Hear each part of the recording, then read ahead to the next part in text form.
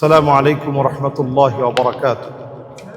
পবিত্র মদিনাতুল মুনাওয়ারা থেকে আপনাদের সকলকে অনেক অনেক মোবারকবাদ জানাচ্ছি। আল্লাহ তাআলা যেন আমাদের সবার ভাগ্যে একবার হলেও মক্কা মদিনায় আসার তৌফিক দান করেন। আমাদের এবারের সফরটা অনেক ব্যতিক্রম ধর্মী একটা সফর। এই সফরে মক্কা মদিনার স্মৃতি বিজড়িত সকল জায়গাগুলো আপনাদেরকে আমরা দেখানোর চেষ্টা করব ইনশাআল্লাহ।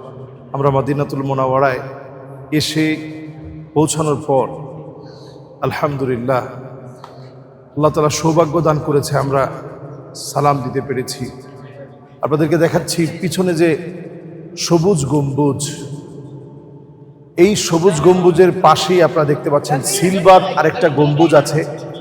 এই সিলভার গম্বুজের নিচেই নবীজির সেই মোহাব্বতের, ভালোবাসার, স্নেহধন্য যারা আহলুস সুফা, যাদের ঘর ছিল না, বাড়ি ছিল না, যারা ছিলেন অভাবী মানুষ, নবীজি কোনো কিছু দিলে যারা খেতেন, যেই সাহাবীর হাদিস পড়ে পড়ে আমরা এত দূর পর্যন্ত হাদিস সম্পর্কে জানি, আবু হুরায়রা রাদিয়াল্লাহু তাআলা আনহু সহ অসংখ্য সাহাবায়ে কেরাম এই জায়গাতে বসবাস করতেন। আমরা আপনাদেরকে সেই রিয়াদুল জান্নাহ, জান্নাতের খণ্ড টুকরার চিত্রটা আপনাদেরকে দেখাবো এবং দেখাবো ভিতরের যেই জায়গা থেকে সহিভাবে সালাম দিতে হয় নবীজি সাল্লাল্লাহু আলাইহি সাল্লামের মাকবারার দৃশ্য আপনাদেরকে দেখাবো। আবু বকর রাদিয়াল্লাহু তাআলা আনহু যেই জায়গাতে শুয়ে আছেন, ওমর রাদিয়াল্লাহু তাআলা আনহু যেই জায়গাতে শুয়ে আছেন এবং যেই জায়গায় সালামটি দিতে হয়, এবং মদিনার আদ্যপান্ত বিভিন্ন জায়গাতে যে ইতিহাসগুলো রয়েছে সব আমরা খুলে খুলে বলার চেষ্টা করব। এখন যে প্রচণ্ড গরম আপনারা অনুভব করছেন, এই গরমটা হচ্ছে খেজুর পাকার গরম। এই গরমটা অত্যধিক গরম, এখানে দাঁড়িয়ে কথা বললে চেহারা কালো হয়ে যাবে এবং প্রচণ্ড গরম লাগবে, কিন্তু আপনি দেখেন তেমন কিন্তু আমরা ঘামতেছি না। এই গরম যদি ঢাকায় হতো প্রচণ্ড ঘেমে যেতাম আমরা। আমি মোটা পোশাক পরে আছি, তারপরও আমরা ঘামছি না, আলহামদুলিল্লাহ। এটা আল্লাহ তাআলার একটা মেহেরবানি। এখানে গরমটার মধ্যেও কেমন যেন একটা প্রেমময়, প্রেমাস্পদ একটা ভালোবাসা আছে, যেটা নবীজির মহব্বতে তৈরি হয়েছে। ভিন্ন রকম একটা গরম। এই গরমে খেজুর পেকে যায়।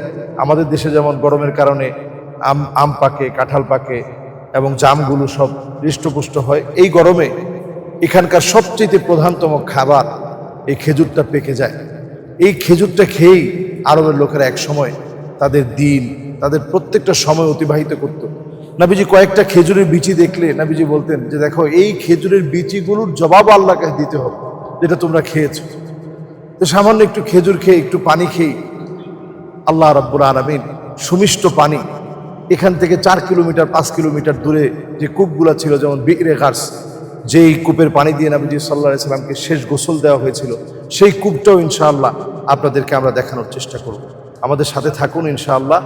এই সফরে আমরা যেন আপনাদেরকে এমন কিছু ইনফরমেশন আপনাদেরকে জানাতে পারি, যেটা শোনার মধ্য দিয়ে আপনাদের ইনশাআল্লাহ নবীজির প্রতি ভালোবাসা, মক্কা মদিনায় আসার প্রতি ভালোবাসা বাড়বে।